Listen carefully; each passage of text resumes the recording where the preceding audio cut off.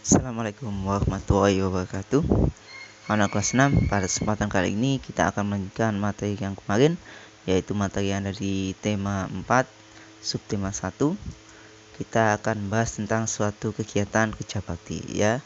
Dimana di sini ada suatu warisan budaya dari Indonesia, yaitu mengenai batik dan angklung. Dimana pada kesempatan kemarin kita sudah membahas tentang batik yang sudah dikenal hingga ke mancanegara, dan salah satu jenis olahraga yang khas Indonesia yaitu pencak silat, di mana pencak silat ini sudah menjadi warisan budaya yang mendunia.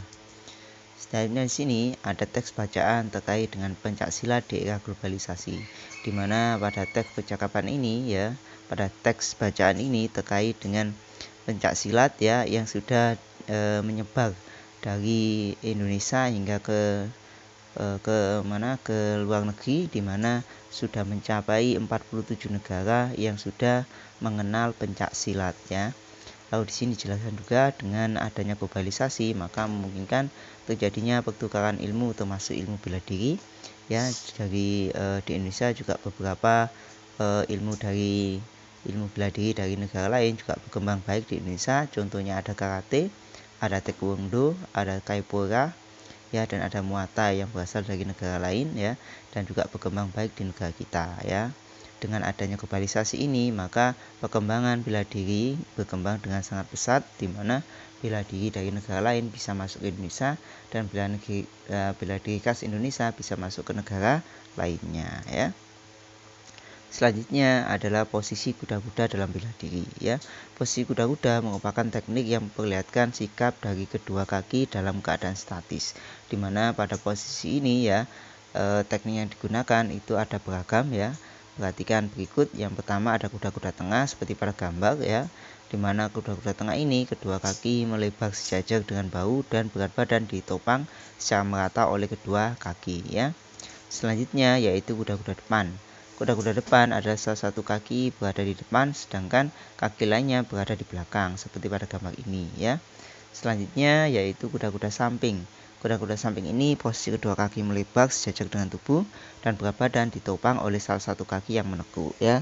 Jadi ini adalah terkait dengan posisi kuda-kuda dalam bela diri. Nah, selanjutnya di sini dengan seperti yang tadi saya jelaskan terkait dengan globalisasi, maka olahraga pencak silat atau bela diri dapat berkembang dengan lebih baik dan semuanya bisa dikenal di mancanegara ya.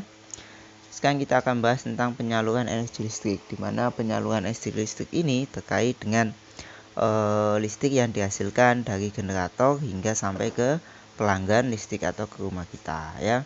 Di buku teks kalian ada bacaan terkait dengan proses perpindahan energi listrik ini ya. Nanti kalian baca dengan teliti ya. Setelah itu nanti kalian jawab beberapa pertanyaan yang ada di situ.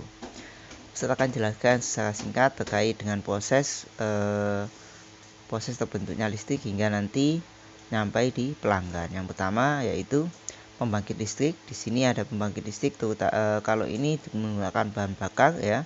Maka dengan menggunakan bahan bakar digunakan untuk menggerakkan turbin. Sedangkan setelah turbin digerakkan maka nanti menghasilkan energi listrik. Energi listrik nanti akan dimasukkan ke trafo ya. Di sini ada trafo penaik tegangan namanya trafo ya. Dari trafo maka akan dialirkan ke sutat atau saluran listrik tegangan tinggi ya. Setelah masuk ke saluran listrik tegangan tinggi, baru setelah itu akan disalurkan ke pelanggan ya dengan menggunakan kabel-kabel listrik yang ada di daerah perumahan. Nah, ya, setelah itu nanti baru kita bisa nikmati atau bisa disalurkan ke pelanggan ya. Jadi ini adalah arus pergerakan listrik ya, pertama dari generator yang dihasilkan dengan menggunakan bahan bakar, lalu menuju ke transformator atau trafo untuk menaikkan tegangan. Dari trafo akan dialihkan ke sutet ya, saluran listrik tegangan tinggi. Setelah itu baru dialihkan ke kabel-kabel yang ada di sekitar perumahan kita. Baru dari situ nanti dialihkan ke rumah pelanggan. Jadi ini adalah arus pergerakan dari listrik. Nah, selanjutnya terkait dengan listrik ini maka kita tidak bisa lepas dari penemu listrik, di mana penemu pembangkit listrik ini yaitu Nikola Tesla, di mana beliau ya dia bekerja sama dengan Thomas Alva Edison, yaitu menghasilkan energi listrik berupa generator ya, yaitu dinamo. Dengan ditemukan listrik maka kita bisa menikmati listrik hingga sekarang ya. Oke, demikian pertemuan kali ini terkait dengan penemuan listrik. Saya harap nanti kalian bisa memahaminya dan dapat menjawab soal-soal terkait dengan proses terbentuknya listrik dan proses penyaluran listrik hingga ke rumah kita. Demikian pertemuan kali ini. Ustaz Aki.